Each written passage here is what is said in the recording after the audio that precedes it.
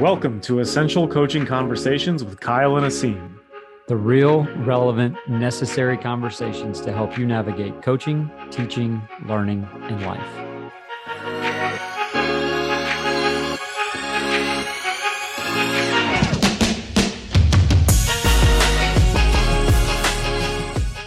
Coaches, welcome back. Episode 5, Season 3 of Essential Coaching Conversations. Kyle, we're going to jump right into it because I know you have a lot to say about this. We are talking about the Jimmy Butler saga. And at the time of this recording, he has not been traded. We are about 2 weeks before the NBA trade deadline. And it's just been like a disaster in Miami. And this is following the disaster in Minnesota, following the disaster in Philadelphia, and following the disaster in Chicago. Not sure if I got the order right, but does it really matter? Like the fourth team that this has been an issue with Jimmy Butler. Anyway, we're going to play a clip real quick. This is right after they played at Milwaukee. Take a listen to what the guys on Inside the NBA here are talking about. And so just going to sit back and see what happens. I wanted to ask you guys too, what effect this has on the rest of the team. Is it a distraction, that kind of thing? And that's something that Eric Spoelstra was addressing earlier today. The point that I made to our team is get used to it. Get over it. This is the NBA life. This is the life we chose. If you think that it's just going to be predictable, you're really mistaken. You can make any excuse you want to, but you get to do what we love. We get to compete tonight, and make the best team tonight. Chuckster? Well, Jimmy is going up against Pat Riley. He's going to lose. Pat Riley is arguably the greatest person in NBA history for his coaching, running teams, and everything. Yeah. Pat Riley's not going to lose. Jimmy just wasted money. I mean, he's lost $3 million. He's never going to see. That's a lot of money. No matter how much money you got, $3 million is a lot. And he's going to get traded, but the Heat are not going to take 50 cents on the dollar. And if you get in a contest with Pat Riley, you're going to lose. Plain. So we'll stop it right there. We'll put the link to that video in the show notes if you want to go back and watch it. Kyle, you have a lot to say about this. Go for it. Well, my thoughts go back to a little bit more contextual for us. So I don't know Jimmy Butler. I've never worked in the NBA, and I don't know all the ins and outs in the context of what he's going through and what the Heat are going through. And so obviously a little disclaimer there that we don't know what all's happening inside of things. But, when we were talking about this and listening to that clip, it took us back to some players that we've coached that thought they were Jimmy Butler, that thought they were owed $3 million, and they're not. They don't make anything. They're not Jimmy Butler's talent. But they do create some of these same issues, right? Like they either want to be there, they don't want to be there. And you get these just patterns of kind of spoiled, entitled behavior. Well, if I don't, I'm just going to take my ball and go home. And eventually you'll trade me, or eventually my mom will come up here and yell at you and I'll get what I want, or something like that. And, the thought that I had, and this may end up sounding like old guy yelling at cloud type of episode here.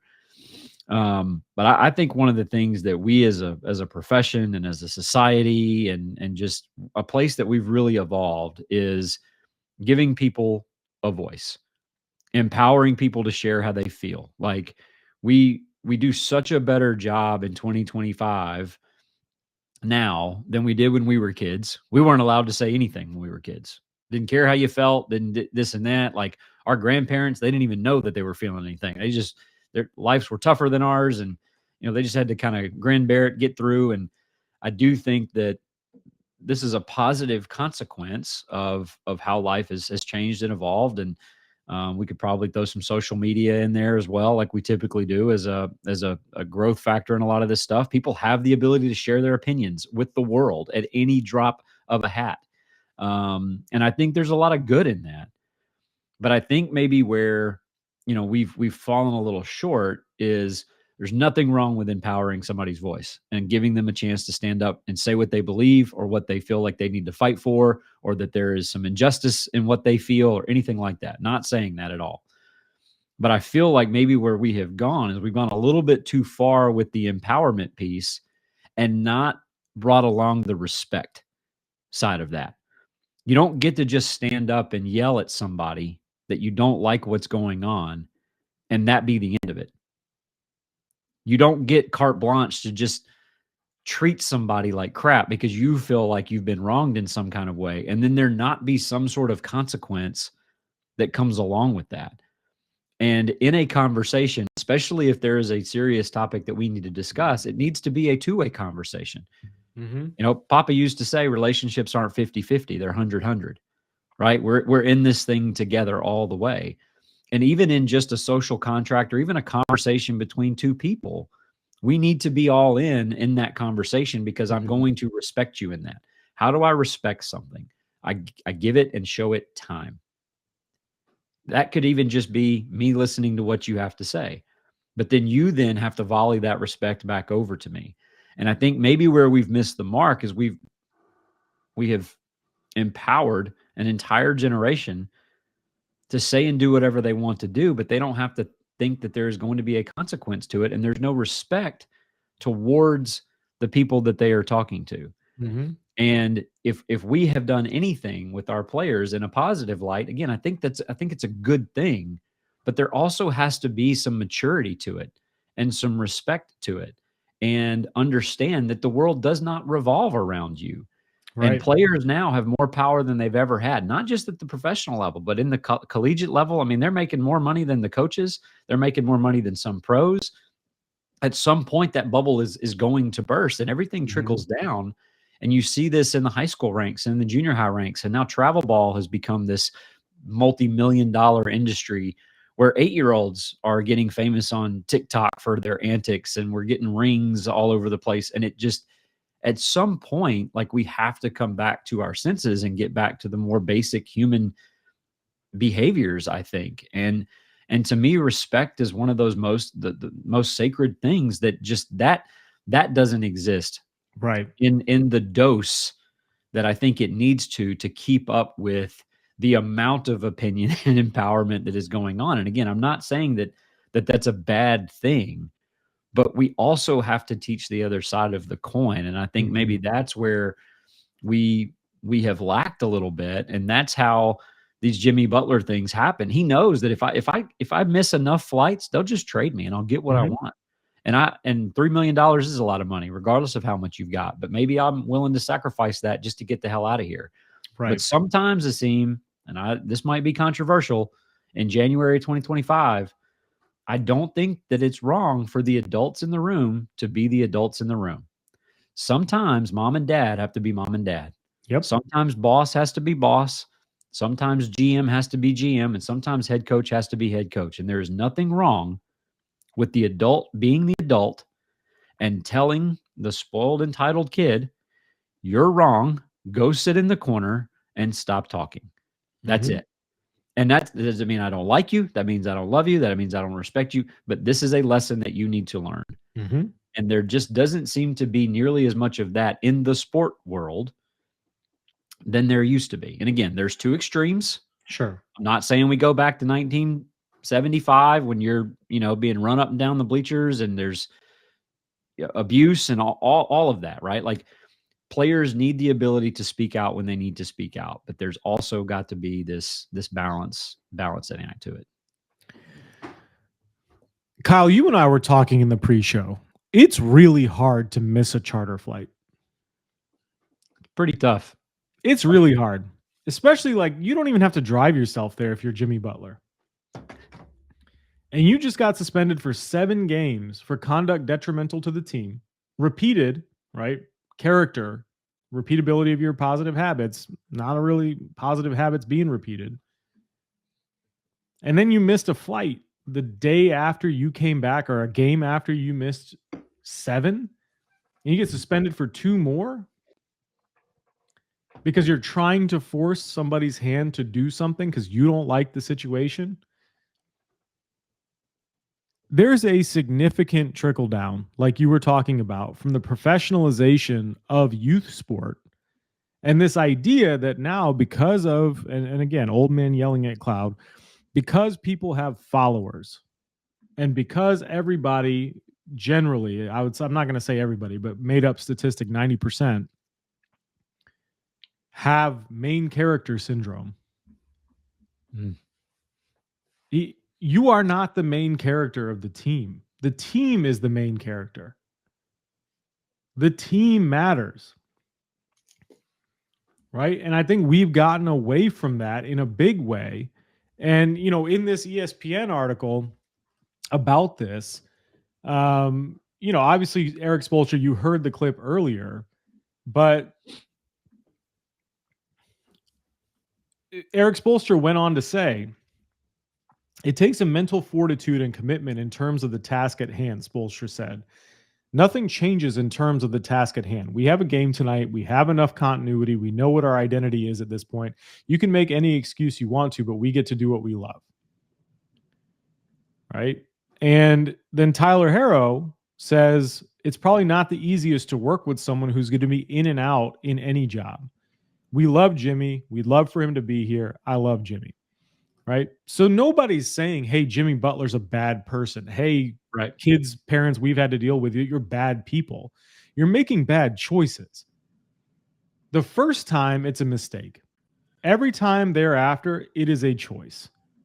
And when you make the choice to put yourself above the team, when you make the choice to put yourself above the standard that we have all agreed upon as a team, then like you have become a detriment to what we are trying to accomplish.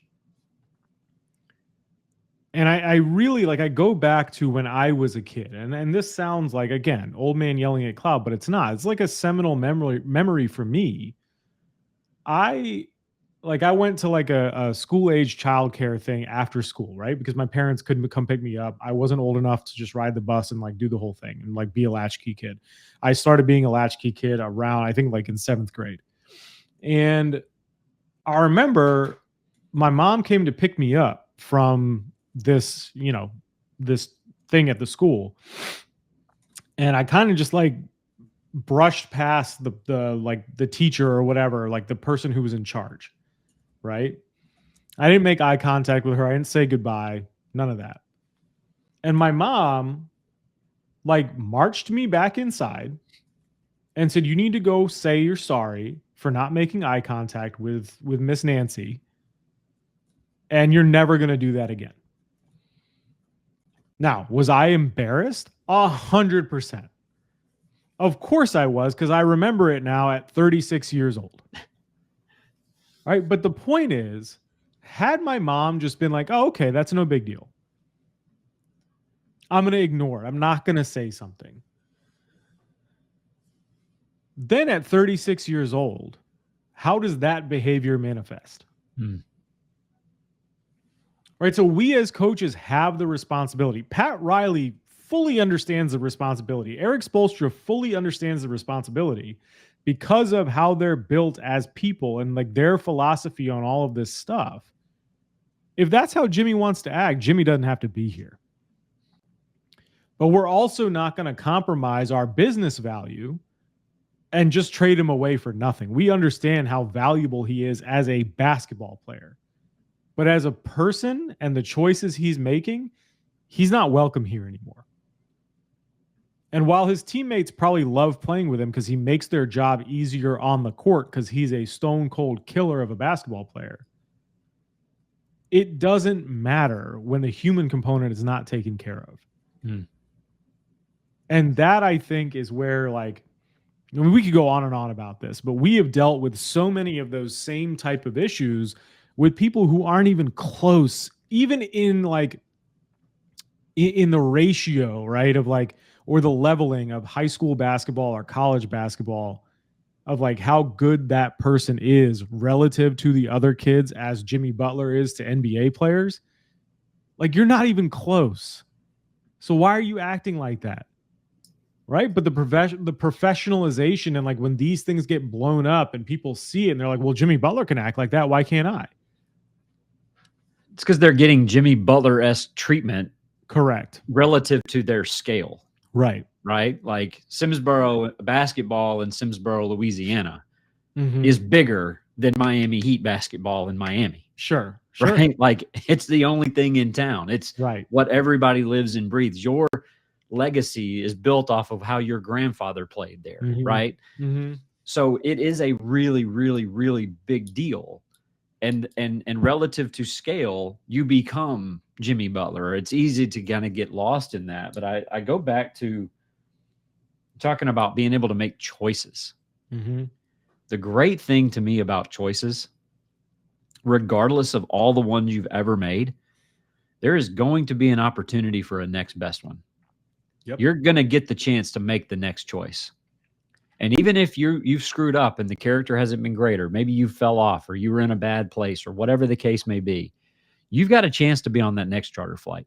You've got a chance to be at that next practice. You've got a chance to walk in and dap everybody up and look them in the eye and say, I'm sorry, and be ready to go to work. Or you can continue doing the rest of those things, continuing to, take the easy way out, or I'm going to pout and I'm just going to sit over here until they decide that it's worth moving me or whatever. There's always the opportunity to make the next best decision. And that's the thing that I love about stoicism and controlling what you can control. And like, you can royally screw up, but there's always a chance to redeem yourself. Mhm. There's always a chance to walk in and say, I'm sorry. And hey, I was out of line, or I'm not going to be this way anymore, or whatever, even if this is the fourth team you've done this with. Right. But the crazy thing about, especially professional sport, actual professional sports, how does a Jimmy Butler get to do this with 4 teams? Because 4 teams keep paying this guy millions of dollars. Mhm. And he's so freaking talented, a 5th one will too. Mhm. And there's a great likelihood that a 6th will pay him as well. Mhm. And so where then is the environment that he is in? How is that correcting any of this behavior? Sure, I'll take a $3 million loss today, knowing that I'm going to extend my career another 3 or 4 years with the next contract. Mhm. And then I'll just do this again. Like, that's a pretty sick life. Being able to do Yeah. that. It's over a and over and pretty over again. rare life too, right? No doubt. And that's But- where I think like youth players and high school players and parents get it wrong, is like, okay, well, I'm going to just, I don't like this AAU team anymore. I'm going to go to that one because their coaches are better and they've promised me all of these things and they're going to treat me like royalty. And then as soon as that honeymoon period wears off, you're on to the next one. And then you transfer high schools and all of that stuff, right? So like, I think we're using Jimmy Butler as the example for all of these other people when they don't have the 0.01% of talent and luck that Jimmy Butler has had in his career. And I think it's a really like short-sighted thing to pin your hopes on becoming Jimmy Butler by acting like Jimmy Butler before you're Jimmy Butler. Yeah, the attitude didn't probably precede the all-world athleticism and talent. There's definitely something to be said for being able to score a basketball any way you want to against the best players in the world. And again, even relatively speaking, you might be the best scorer of a basketball, runner of a football, thrower of a baseball relative to your scale in your tiny little town in Omaha, Nebraska. But eventually that unfinished business will come out and Jimmy Butler's career will end and part of his legacy will be tarnished and all of those kinds of things that eventually that spoiled child runs into an adult like Pat Riley that tells them, nope, go sit in the corner. You don't get to participate anymore. And the culture is worth more than you are, both in figurative and literal terms. I will sit here and eat your salary in order to uphold what we do here as a culture. Watch me, test me.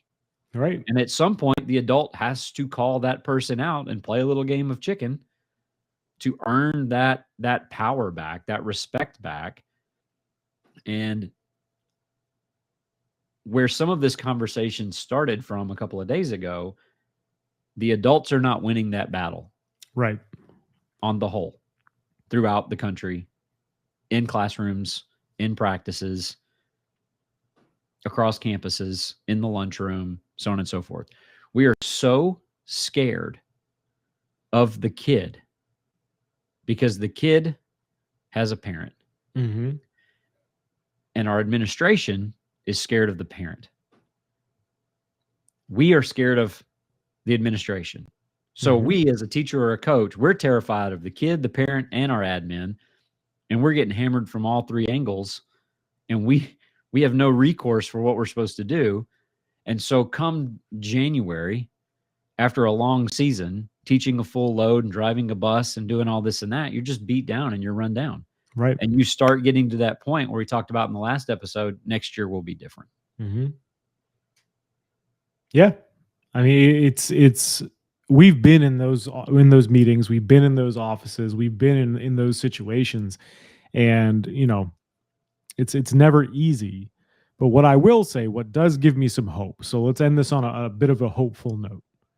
What does give me hope is the conversations I've had with parents who get it. And the parents who will send their kid back in to say, hey, I'm sorry I didn't make eye contact with you. And the kids who the apple that doesn't fall far from the tree in the good way, there are still those people out there. And I think it's important that we cultivate, as coaches, we cultivate and recruit that into our program.